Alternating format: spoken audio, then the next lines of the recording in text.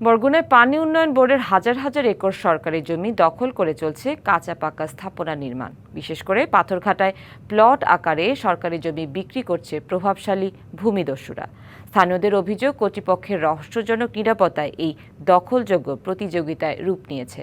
তবে পাবো বলছে দ্রুত শুরু হবে উচ্ছেদ অভিযান। আমি বিক্রি করছি ঠিকই, কিন্তু আমি দখল সত্ত্বে বিক্রি করছি। আমি এইটা খাইতাম আগে থেকেই।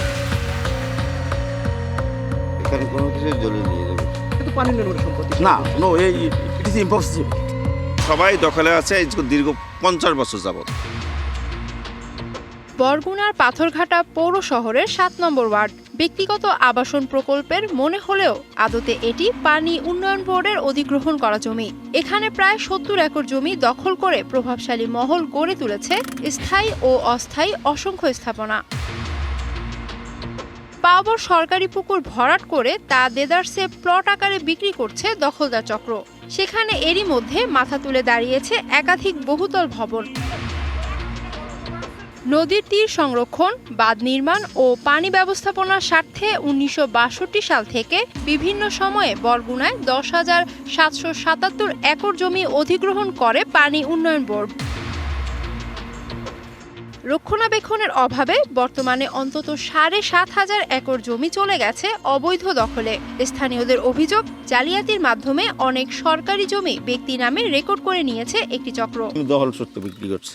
আমি এইটা খাইতাম আগে থেকেই। এটা অরিজিনাল আমরা এই বাড়িতে কিনছি, আমাকে এখন কিছু হয় না। কোনো কিছু দেয় না, দলিল দেয় না। না, এটা তো পানি নির্ভর সম্পত্তি। না, নো, ইট ইজ ইম্পসিবল। দলিল আছে? হ্যাঁ, আছে। হ্যাঁ, কার কাছ থেকে কিনছিলেন? আর নাম হইল যে এটা বেসলে কি অলি। 200-র বেশি সার্ভিস ও ফিচারে লেনদেনের সব বিকাশ অ্যাপে সম্ভব। রেকর্ড কিন্তু সম্পত্তি না, সবাই দখল, কিন্তু সবাই দখলে আছে দীর্ঘ 50 বছর যাবত। কমপক্ষে 1000 ফ্যামিলি আছে। দখল হওয়া বিপুল সম্পদ উদ্ধারে প্রশাসনের দীর্ঘমেয়াদী কোনো পদক্ষেপ নেই। এ নিয়ে ক্ষোভ জানান স্থানীয় সচেতন মহল ও পরিবেশবাদীরা। এখানে হাজার হাজার কিলোমিটার একর জমি বেয়ারিশ পড়ে আছে। কিছু কিছু ভূমিদস্যু এগুলো বেহাত করে দখল করে নিচ্ছে। পানি উন্নয়ন বোর্ডের কিছু কর্মচারীও এর সাথে যুক্ত থাকে। যেখানে দখল হোক, এটা দখলমুক্ত করা উচিত এবং আইনসঙ্গতভাবে তাদের বিরুদ্ধে ব্যবস্থা নেওয়া উচিত। দীর্ঘদিন অবৈধ স্থাপনার তালিকা তৈরি আর চিঠি চালাচালির মধ্যেই সীমাবদ্ধ ছিল পাওবর কার্যক্রম। তবে এবার দ্রুত উচ্ছেদ অভিযানের হুঁশিয়ারি দিয়েছে পাওবো। এটা আসলে সরকারি সম্পত্তি, বিক্রি করার কোনো ধরনের সুযোগ নাই, এটার আইনগত কোনো ভিত্তিও নাই। স্পেসিফিক কোনো তথ্য আমরা পাই, সেটার জন্য আমরা ব্যবস্থা নেব। DBC news desk.